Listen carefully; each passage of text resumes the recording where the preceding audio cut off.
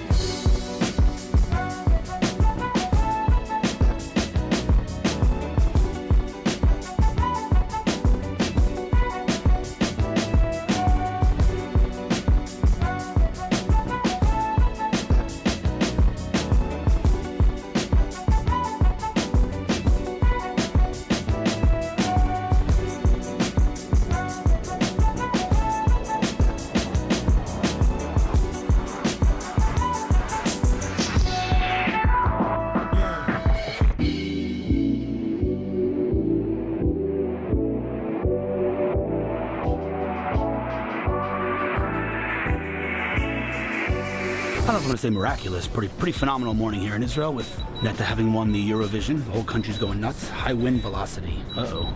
Oh, there it is on top of us. All right, it's landing by itself here. One-handed droning. That's a first.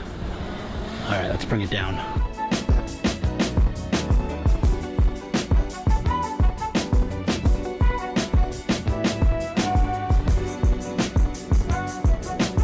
.20 a.m. My first meeting is in 10 minutes with a guy named David Remington who moved to Israel and heard my talk at an event. I spoke to Olim, people who moved to Israel. He, instead of getting a job here in Israel, started his own business, which is quite risky and quite impressive. I'm gonna hopefully get him on camera, but before that starts, look at this amazing, amazing Jerusalem morning.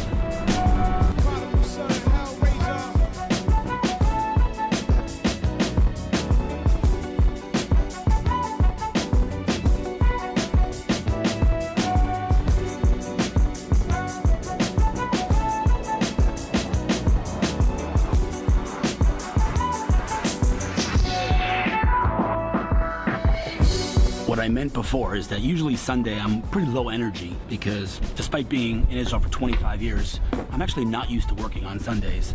But I do have the opportunity to work at Hometalk every Sunday, so that helps. But usually, generally, Sundays is just a pretty low energy day, so I don't usually vlog. But today's a special Sunday, and tomorrow I won't be vlogging. That's what I meant before, and the reason I'm breaking my Sunday no vlogging rule. In other news, we have the most amazing coffee machine here at Hometalk. This is my second coffee of the day, and yeah, it's probably, I'd say, second of 4 that I'm going to have today. Okay, bright and early Sunday morning. Who are you? I'm David Remington. Where did we meet? We actually met at an Olim Tech event a few weeks ago. Olim Tech, where you right. Smashed it, telling us all about Thank you, sir. How to make it big in Israel. Right, so you have a very interesting story. Did we actually talk about your story at the Olim Tech event? We didn't. We met very briefly. So you really have an interesting background. Yeah, so my background, I started off studying mechanical engineering. How old are you, by the way? I am 30 years old. 30 years old, okay. Yes. So you studied mechanical engineering. I studied engineering and then, like all good engineers, went straight into consulting. Okay.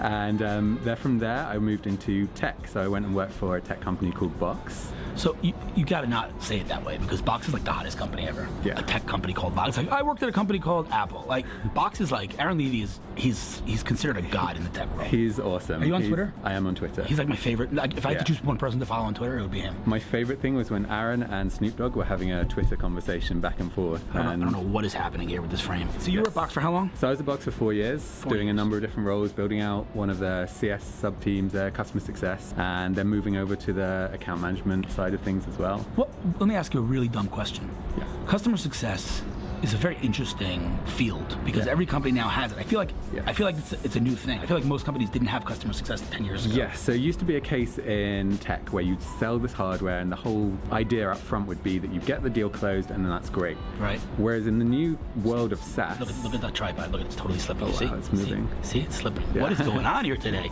The whole idea behind customer success is in today's world of tech companies being software as a service, right. The real money to be made is on retaining business because you put a lot of effort and a lot of money up front to acquiring companies and acquiring business. And if you don't retain that, you're not going to be profitable. Let me bring that down like 20 notches, okay? For us dumb people, people high, not as intelligent as you. Yeah. Here's the thing, right? So let's just talk really basic consumer stuff. Let's talk mobile apps. Yes. Okay? Everyone has apps on their phone. Yes. We know the numbers. The numbers are no one pays for apps. Like 96 or 94% of apps that you download are free. No one pays for apps. But let's just say, put aside the whole paying thing, not paying thing. You come across a Facebook ad for an app. Yes. You either ignore it, or if you're that 0.00001% of people, you might click on it. You might be on the landing page on the App Store, right? And even then, once I already expressed intent to download the app, only 1% download it from the App Store. But all that aside, once I download the app, we know the numbers. You have like 4 seconds as a developer to get me to love this app. And if I don't love it in 4 seconds, and I don't know if that's the exact number, but 4, 10, whatever it is, that's it. It's gone. There's zero retention. People have no patience for anything. We're all ADHD. And it's a business, forget discovery, forget user acquisition. There's ways to buy users, spend more money on Facebook, spend more money on Google. The name of the game today is retention. How to retain business, how to retain users, because distractions, noise all over the place, right? If I'm selling you coffee, there's 50,000 other people selling you coffee, and that's what I sell. That's what I tell startups all the time. Your competitor is not another company doing the same thing as you. Your competitor is always noise. Yeah. Because if you're pitching the Washington Post a lens cap, there are 5,000 other people pitching the Washington Post a lens cap that day. You're competing with all of them. If you're building a social network for dogs, you're competing directly with Facebook, Twitter, Instagram, Snapchat, and the rest of them. So it's all about retention today. So you did that in terms of customer success and retaining users. Then So I'd say on that. So retaining businesses is much easier than retaining consumers because consumers they will change their minds very quickly, whereas businesses they've got to make different decisions. Right. And it's about switching out providers is not that easy. Also. Exactly. And it's about showing the value proposition. So when you come along with the best tool on the market, like Bot, then it's much easier to retain that. You just have to highlight the value and show why it's so important for these companies to keep using these tools. So after customer success, you then transitioned into a different role. Exactly. So I was building out the customer success team and looking at retention at scale and looking at the analytics side of things, and then I moved over to account management where I could actually work with customers pre-customers, so prospects, on showing them the value there and then getting them over to Box. All right, let's run through it. After account management, what did you do next? I want to talk about what you're doing today. Sure. So I then created my own company. Yeah, Before that, so I went traveling for a little bit. No, before that. So straight from Box. Sales, yeah, account management. Oh, that's account management. Exactly. So, but listen, we gotta work on your humility, my friend. This guy was number 3. Can we talk about that? Sure. Was number 3 salesperson at Box globally and number 1 in his country, and he'd never done sales before. Dude, you're a talented individual. That's all I'm saying. All right, fine. You want to move on? Let's move on. Fine, that's a big deal right there. But okay, then after that you came to Israel. Came to Israel, started my own company. But you came to Israel. Most people come to Israel. They're like, all right, I want a job. I want to settle. You didn't. You said I'm going to start a new company. You started a company called Remington. Exactly. What the heck is Remington? Remington. So when I came to Israel, I, as you say, I could have settled in. I could have got the job. But really, I wanted to take the opportunity to do my own thing. I've always wanted to be very entrepreneurial, and I just thought this was a great time to do it. So Remington, I actually now partner with the likes of Box, with Okta, with DocuSign, with Monday.com, and hopefully a few others adding to. Those are some incredible companies right there. DocuSign IPO'd last week, right? Exactly. Yeah, amazing work from them. Unbelievable. And Monday.com is a super hot company. Yeah. Wow. Yeah, check them out. Amazing. And the whole idea is to create this best-of-breed cloud ecosystem. So picking the best companies from each different section. So from cloud content management, from single sign-on, from e-signature to productivity tools. And the whole idea is to create this ecosystem of amazing cloud tools that all works together, all integrates together, and transforms the way that businesses operate on a day-to-day basis. Okay, let me dumb that down again because, dude, again, you're like a little bit too intellectual for me. Okay, there is no justification. Period. Full stop. There is no justification in 2018 to use a piece of paper. Correct. Like it is.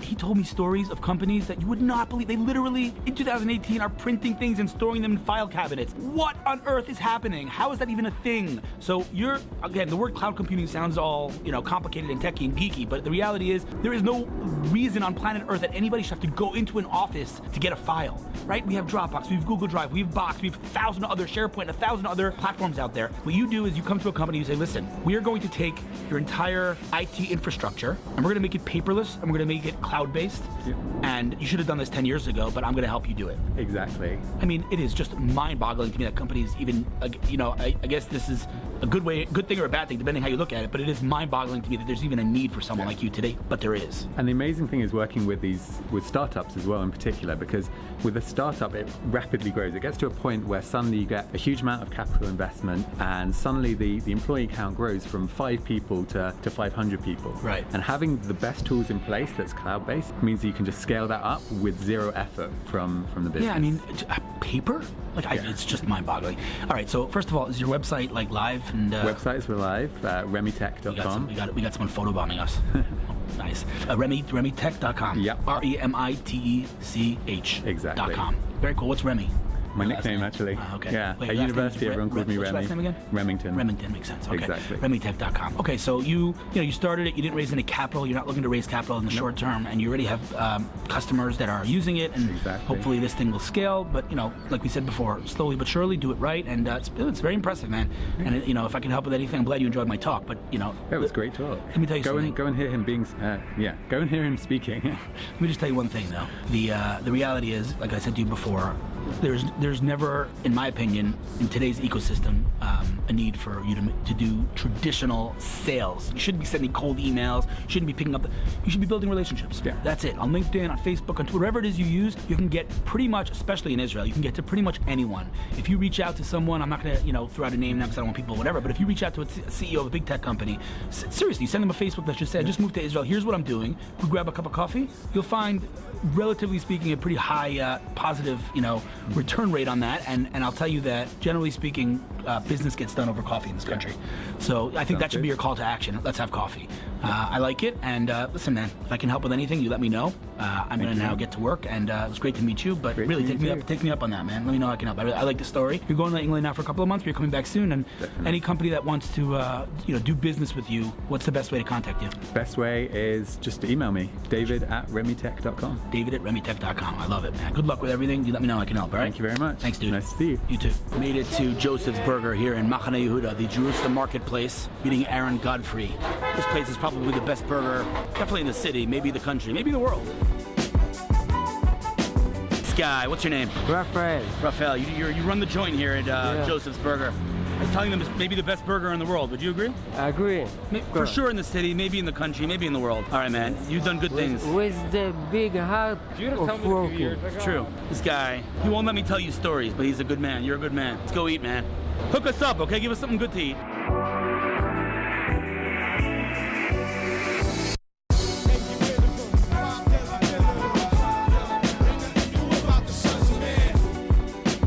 Here at Hometalk, there are a lot of stars. Yaron, the CEO, who you've gotten to meet in the past, and I'm sure you'll meet again, along with a whole bunch of other amazing people that built this company. But one of them is kind of behind the scenes. She doesn't promote herself. Not many people know her name unless they've applied for a job at Hometalk. And that's Marcy, the head of HR here. I'm a big fan, and I just kind of convinced her to get on camera, so I'll be interviewing her in a few minutes. And I'll be letting her fly the drone. She's never flown a drone before, so that should be super interesting. And I just wanted to give you a little context on who she is, because if I plug her when she's sitting next to me, she's going to get upset and ask me to delete it. So I'm plugging her before she comes, and then do the interview in a couple of minutes. But first, some more droning.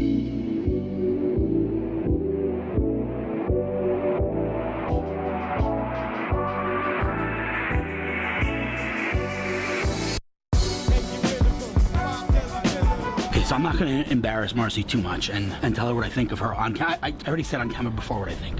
You'll watch it when it's published, but I said I don't want to embarrass you too badly. So, like I said, there are a lot of people in this company that make this company what it is. Which before we even start, for those maybe half a person who's watching this and doesn't know what Hometalk is, Hometalk is a remarkable company on so many levels. I don't even know where to start. I mean, we're sitting in this place called Givat Shaul in Jerusalem, which is a predominantly ultra-Orthodox neighborhood. There's no other startups here. This company has not raised external capital from investors. This company is the world's largest DIY community. do-it-yourself community, millions and millions of users and growing. So they're breaking all the rules. And I feel like it's a cliche today when people say business is about people, like investors say, I invest in people. It's become a cliche, but I don't know who said this. Someone smart one said the deepest truths lie in the cliches or something like that. Like when something's a cliche, there's reason it became a cliche. Right. So many people say it. And the reality is, though, especially in this case, the people in this company make up what is Hometalk. And you are the person who brings all the people here. So let's just start from the beginning. What's your name and where are you from? So my name is Marcy Tatelbaum, also known as Miriam Tatelbaum. I go by both. And I made Aliyah almost 11 years ago from Detroit, Michigan. And we live in Malé Dumim, close by here. It's quite a transition. Detroit to Malé Dumim. It really is, yeah. It's still like small town to sort of small town, so right. It wasn't like, you know. I've been with Hometalk almost 10 years, since before Hometalk even started. When we picked the name, we voted on the name. Wow. In the office, 10 years and a few months. And I started here as a writer, and things happened. I'm learning all these new things about you. I don't know any of this stuff. What? And, that's amazing. Yep. Exactly a year after we met Aliyah, I got this job. I was doing writing for another startup based in the Mercaz, and things happened. And one thing happened after the next. Are you a writer? So before we met Aliyah, I started writing because I knew it would be a good opportunity here. Right. So I got a few things published, like in some local publications there in the States, and then I just sort of did it from here. Is when I need help with PR, I should turn to you. No, not necessarily. Okay. But we have great people on staff that can help you. That's true. So you've been here for 10 years, and you've seen this company grow. How many people work here now? So now we're about 68. Here? Yes, in Jerusalem. And in New York, about 5 or 6. Okay, so we have a small office in New York and 68 people here. And I'm putting you on the spot right now. If you don't know the answer offhand, that's cool. But what percentage of that is women? Do you know offhand? So at least half, if not more. I think it's probably more, right? For sure more. Okay, so now, what do you do here? So what do I do here? What do I do here? Well, a lot of different fun things. Every day is different, but my official title is Director of Human Resources, and when we are looking to hire, which usually is what's going on here, I am the one who does the recruiting and the interviewing and the networking and the hiring along with our team. It's not just me alone. Everything that we do, talking about cliche, we DIY everything. We do everything together here, so it is really a group effort, and we've been able to build an amazing team of people. Again, cliche, sometimes I say in interviews, and Yaron, our CEO, with you, Hillel, I think one of his first interviews said, you asked him, what Hometalk's success been from? What could you attribute to? And he said the people. Yeah, 100, in 3 milliseconds, 100%. He said the people. And it's really true, and it sounds cliche, but it is more true than anywhere else. 100%. We have the best group ever. I agree. So I'm going to say one thing. What I find very unique about you and what you do is that you have a very interesting balance. Think about this 1 second. There have been cases, one case specifically, I'm not going to mention names now, where a person was looking for a job and they came to meet me, and I met them, just kind of made Aliyah, they wanted a job. And they came into this office and they were like, oh my God, I want to work here. And they were looking for a completely different job, and I marched them into your office, quite literally. I marched them into your office, and you're like, okay, we're hiring you for this position. Let's interview you. And we ended up hiring her for a completely different position she was looking for. So what I mean here is that you have that's the one side, which is DIY, kind of let's just go with the flow, and if you're a great person, we'll hire you. On the other hand, though, generally when people are more like Zorem or chill, when it comes to the professional aspect, maybe they lack a little bit. Mm-hmm. You, and I can tell you this from people that didn't necessarily get the job, when it comes to professionalism, there's zero compromise. Would you agree with that statement? I think so. Listen, we're down to earth here, but we have really, really high standards. And that's it. The standards are there, and we hold to them, and we really do try to keep a really strong professional environment within a warm context, down to earth, but professionalism is professionalism. Right. And I think that is unique. Usually when someone's more friendly, more whatever, they sometimes maybe lack on the professionalism. Somebody that's more professional maybe is a little bit more, as we say in the Army, distance. Distance from, kind of hold off. Anyway, okay, so that I find very interesting. I also want to say, though, that while maybe your title is Director of Human Resources, you said, is that your title? The truth is, I think we can both agree here that you do a lot more than human resources here. I think, Yaron, the CEO, depends on a lot of people in this company. We have Miriam, the co-founder in New York. She's amazing. I think, from my experience, Yaron really counts on you and knows that when something needs to get done, it's funny because we were talking before about a new tagline and about the marketing, the messaging, and then he goes, Miriam? And I'm like, you're calling Miriam in New York? It's the middle of the night. He's like, oh, I call Marcy Miriam. I didn't even realize. But the point is, it's funny because you're Director of Human Resources. Why is Yaron calling you to brainstorm mine and his discussion about messaging? You'd think that would be not related. But the reality is that Yaron, I can tell you for sure, I know you know this, but I'll tell it to you anyway, very, very much relies on you. And I think that speaks volumes. That shows that, and I always say this, I can tolerate a lot of different, I'd say, personality traits and whatever, and I come across a lot of people in the one thing I cannot deal with is people that are not reliable. Like when I rely on someone and they don't deliver, it drives me crazy. Like under promise, over deliver, but don't promise you're gonna do something and then don't. That drives me nuts. And I think that's, if I sum up Marcy in one word, it's reliability. I think. You're too kind. No, but That's so I mean nice. it's very interesting. Okay, so tell me kind of like on a vision level. How do you envision this company in terms of growth, in terms of not on the product side, on the people side? Like where do you see us in 5 years? So I'm sure we'll, at least in this office, double our size for sure. There's also exciting things happening in the U.S. On that side also, where our offices there, whether it will be 1 or 2 offices there, will be booming. West Coast, East Coast, all coasts. But especially here in Jerusalem, I mean, we have room for a lot more people, and we're going to be filling that up, within the year. I could just tell people, if you are looking for something, or if you're thinking about making Aliyah, besides for us, there are jobs here, a little Aliyah plug there, but Totally. at any rate, here, for sure, this office, I mean, in another 2 years from now, we'll probably outgrow the space. I have people reaching out to me on a daily basis saying, I want to make Aliyah, and your vlog, like, meaning these gives me such a, like, people, it gives a really good message. The companies are growing, they're looking to hire, and English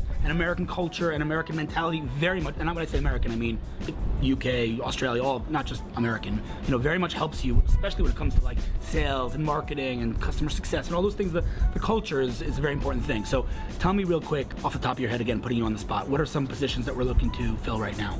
Okay, so for now, we actually have a junior position in QA, which is an entry-level starting out position, perfect for somebody who is really detail-oriented, has a good head on their shoulder, wants to grow, wants to learn what it means to be part of a development team, doing QA and etc. It's a great opportunity for somebody who really knows how to collaborate, amazing communication in English. So detail-oriented, very important. Very detail-oriented. I mean, you're checking the work of people who, programmed something. Right. And you have to really be on top of your game. No, can't miss it. Can't miss it. That's QA is for. Right. Besides for that, we're actually looking, and we don't have our job description up yet, but for what we call a technical product person.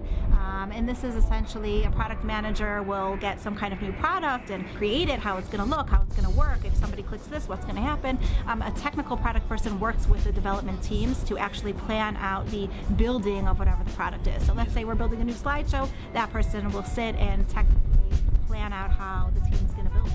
So we're looking for that person, which is essentially a developer who's very product-oriented and loves getting things organized before we start. Okay, now in general, A, how do people find out about new positions as they open? And B, what is the best way for them to get on your radar?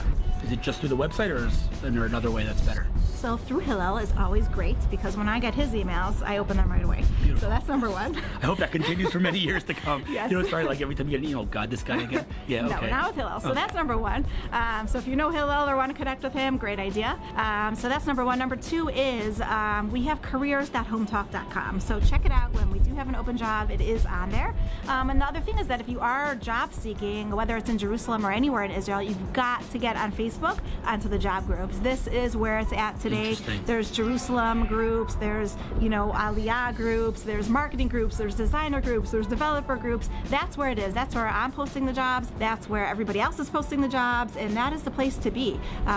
Do Facebook searches, ask your friends, find these groups and get on them, especially Made in JLM. If you are in the Jerusalem area, their job board, anybody in tech is posting their jobs on that board. So for sure, go there. See how this microphone handles the wind that we're experiencing right now, because like your bottle flying all over the place. But I'm hoping this is going to be good. It was nice and sunny when we came out here. Right? Okay, so here's the thing. I'm gonna make an offer right now. Here, exclusive offer for you watching the vlog. If you just made Aliyah, if you just moved to Israel, or if you want to move to Israel and you want to discuss your options here, shoot me an email or go to my website hillelfuld.com. There's a form at the bottom. If you shoot me an email and say in the subject making Aliyah or made Aliyah, we will put something on the calendar. We will spend a half an hour to an hour on the phone, and I'll give you an overview of kind of your options.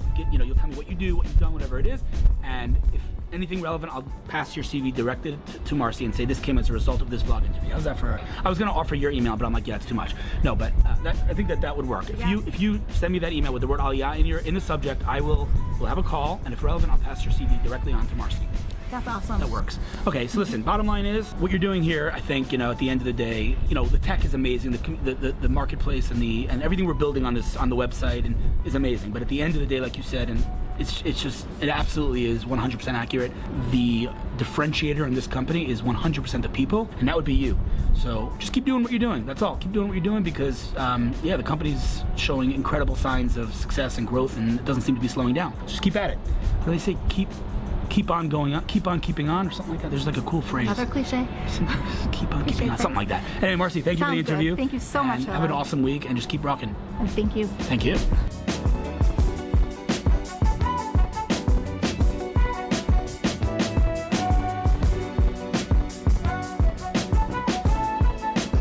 That was a great day at Hometalk. Tomorrow is a historic day. The opening of the U.S. Embassy in Jerusalem, the capital of Israel, and I am beyond humbled and honored to have been invited. Very early morning till very late at night. Super duper excited. Unfortunately, no cameras allowed. So I'll see you on Tuesday.